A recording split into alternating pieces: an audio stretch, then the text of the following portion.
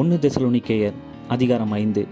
சகோதரரே, இவைகள் நடக்கும் காலங்களையும் சமயங்களையும் குறித்து உங்களுக்கு எழுத வேண்டுவதில்லை. இரவிலே திருடன் வருகிற விதமாய் கர்த்தருடைய நாள் வருமென்று நீங்களே நன்றாய் அறிந்திருக்கிறீர்கள். சமாதானமும் சௌக்கியமும் உண்டென்று அவர்கள் சொல்லும்போது கர்ப்பவதியானவளுக்கு வேதனை வருகிறது போல அழிவு சடுதியாய் அவர்கள் மேல் வரும்.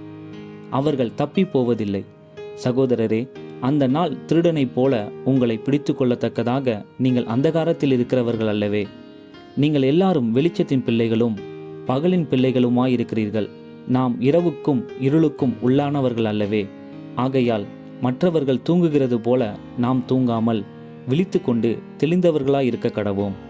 தூங்குகிறவர்கள் ராத்திரியிலே தூங்குவார்கள், வெறி கொள்ளுகிறவர்கள் ராத்திரியிலே வெறி கொள்ளுவார்கள். பகலுக்குரியவர்களாகிய நாமோ தெளிந்தவர்களாயிருந்து விசுவாசம், அன்பு என்னும் மார்க்கவசத்தையும் இரட்சிப்பின் நம்பிக்கை என்னும் தலைசீராவையும் தரித்து கொண்டிருக்க கடவோம். தேவன் நம்மை கோபாக்கினைக்கென்று நியமிக்காமல் நம்முடைய கர்த்தராகிய இயேசு கிறிஸ்து மூலமாய் இரட்சிப்படைவதற்கென்று நியமித்தார். நாம் விழித்திருப்பவர்கள் ஆனாலும் நித்திரை அடைந்தவர்கள் ஆனாலும் தம்முடனே கூட நாம் ஏகமாய் பிழைத்திருக்கும்படி அவர் நமக்காக மரித்தாரே. ஆகையால் நீங்கள் செய்து வருகிறபடியே ஒருவரை ஒருவர் தேற்றி ஒருவருக்கொருவர் பக்தி விருத்தி உண்டாகும்படி செய்யுங்கள்.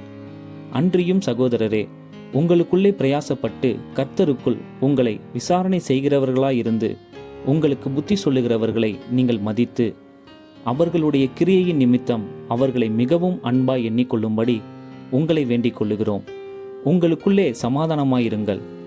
மேலும் சகோதரரே, நாங்கள் உங்களுக்கு போதிக்கிறது என்னவென்றால், ஒழுங்கில்லாதவர்களுக்கு புத்தி சொல்லுங்கள், திடனற்றவர்களை தேற்றுங்கள், பலவீனரை தாங்குங்கள், எல்லாரிடத்திலும் நீடிய சாந்தமாயிருங்கள்.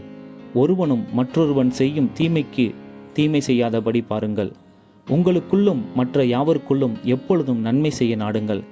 எப்பொழுதும் சந்தோஷமாயிருங்கள். இடைவிடாமல் ஜெபம் பண்ணுங்கள்.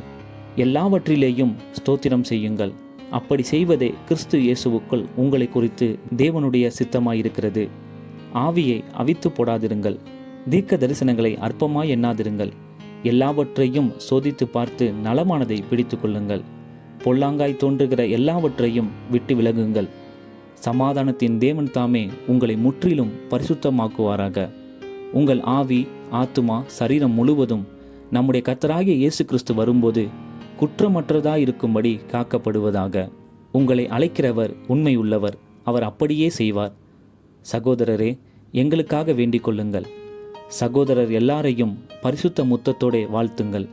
இந்த நிருபம் பரிசுத்தமான சகோதரர் யாவருக்கும் வாசிக்கப்படும்படி செய்ய வேண்டுமென்று கர்த்தர் பேரில் ஆணையிட்டு உங்களுக்கு சொல்லுகிறேன். நம்முடைய கர்த்தராகிய இயேசு கிறிஸ்துவினுடைய கிருபை உங்களுடனே கூட இருப்பதாக. ஆமென்.